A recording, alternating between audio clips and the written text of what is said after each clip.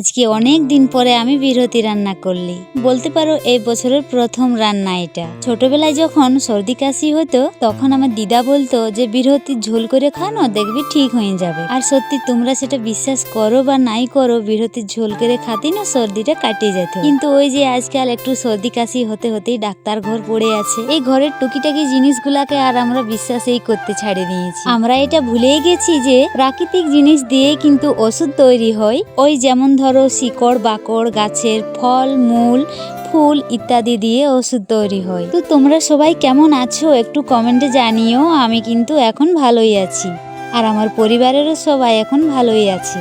আমাদের পাশের ঘরের একটা বৌদি আমাকে সকালবেলায় ডাকতে এসেছিল, গাছে নাকি খুব বিরতি হয়েছে দুটি নিয়ে আসার জন্য। আমাদের তো এখন সবজি নেই, কিন্তু আমরা যখন সবজি চাষ করি তখন সবাইকেই দেওয়া হয়। সত্যি কথা বলতে কি, এক হাতে আর কোনোদিন তো তালি বাজে না। তুমি যদি লোককে কিছু না দাও, লোকে কি তোমাকে ভয়ে আনি দিবে? তো যাই হোক, আমার বকর বকর তো শেষ হবে নাই। চলো তোমাদের কিছু কমেন্ট পড়া যাক। আজকে আমি তোমাদেরকে এমন একটা কমেন্ট পড়ে শোনাবো, মনে হয় একটা কমেন্টে পুরো ভিডিওটা শেষ হয়ে যাবে। তো দিদি ভাইয়ের নাম হচ্ছে দিশা পাল। দিদি ভাই, আমার নাম দিশা, আমি ওয়েস্ট বেঙ্গলে থাকি। আমার বাড়ি মুর্শিদাবাদ বহরমপুর। তোমার ভিডিও আমি প্রত্যেক দিন দেখি, খুব ভালো লাগে আমার তোমার ভিডিও দেখতে। তোমার ভয়েসটা ভীষণ ভীষণ সুন্দর, মানে মুখে বলে আমি প্রকাশ করতে পারবো না। এতটাই সুন্দর তোমার কথাবার্তার টানগুলো, আমার এতটাই ভালো লাগে আমি বলে বোঝাতে পারবো না। আরো অনেকেরই ভিডিও দেখি, তবে তোমার মতো এতটা ভদ্র সুন্দর ভাষা খুব কম মানুষই কথা বলে।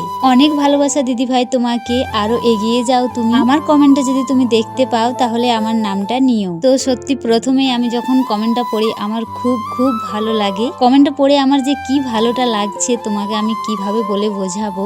আমার মন থেকে তোমার জন্য অনেক অনেক ভালোবাসা রইলো। আর যাই হোক, কারো চোখে আমি খারাপ, কারো চোখে ভালো। তুমি ভালো থেকো, সুস্থ থেকো, এখনের মতো আসি।